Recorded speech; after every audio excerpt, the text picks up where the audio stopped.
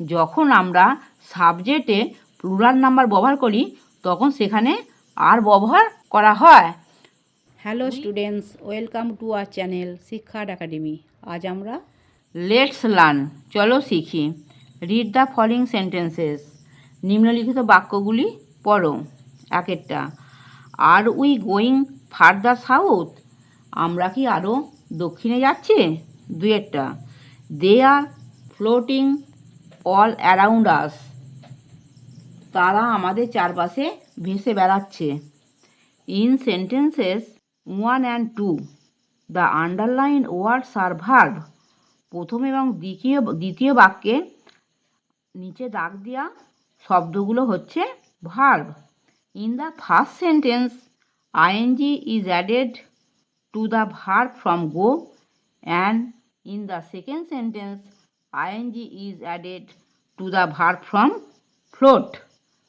প্রথম বাক্যে গোয়ের সাথে আইএনজি যোগ হয়েছে এবং দ্বিতীয় বাক্যে ফ্লোটের সাথে আইএনজি যোগ হয়েছে।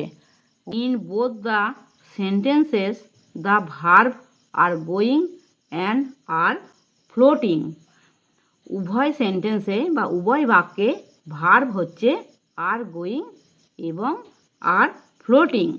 Show actions that happen in the present time, বর্তমান সময়ে ঘটে যাওয়া ক্রিয়াগুলোই দেখায়। লেটস ডু, চলো করি। অ্যাক্টিভিটি 7-এ আন্ডারলাইন দ্য ভার্বস, ভার্বের নিচে দাগ দাও দ্যাট যেটা show action in the present time, বর্তমান সময়ে ক্রিয়া দেখায়। এটা the girl is singing a song, মেয়েটি একটি গান গাইছে। এখানে দেখো ইজ সিঙ্গিং হচ্ছে ভার্ব, যেটা বর্তমান সময়ে ক্রিয়া দেখাচ্ছে। বিয়েটা দেখো দে আর প্লেয়িং ফুটবল, তারা ফুটবল খেলছে। এখানে আর প্লেয়িং, এটা হচ্ছে বর্তমান সময়ের ভার্ব, সেই জন্য এর তলায় আন্ডারলাইন করেছি। সিয়েরটা আই অ্যাম রিডিং এ বুক, আমি একটি বই পড়ছি। এখানে অ্যাম রিডিং, এটা হচ্ছে ভার্ব, এটা ভার্ব, সেই জন্য নিচে দাগ দিয়েছি।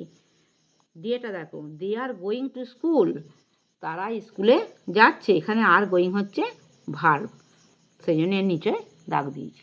লেটস লার্ন, চলো শিখি। The verbs you have underlined in activity 7-এ express actions going on at the time of speaking. Activity 7-এতে যে ভার্বে আন্ডারলাইন করা হয়েছে সেগুলি বলার সময় চলমান ক্রিয়াগুলি প্রকাশ করে।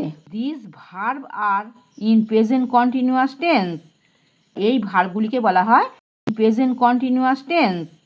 হোয়েন, যখন the subject is in singular number we use verb is, যখন সাবজেক্ট বা বিষয়ে আমরা সিঙ্গুলার নাম্বার ব্যবহার করি তখন সেখানে ইজ ভার্ব বসে। বাট কিন্তু when the subject is in plural number we use are, যখন আমরা সাবজেক্টে প্লুরাল নাম্বার ব্যবহার করি তখন সেখানে আর ব্যবহার করা হয়।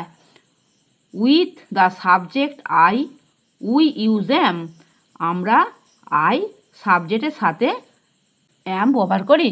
আমার পড়ানো যদি তোমাদের ভালো লেগে থাকে তাহলে এই ভিডিওটি লাইক করবে, বন্ধুদের মধ্যে শেয়ার করবে এবং আমার চ্যানেলটিকে সাবস্ক্রাইব করে বেল আইকনটি অন করে দেবে।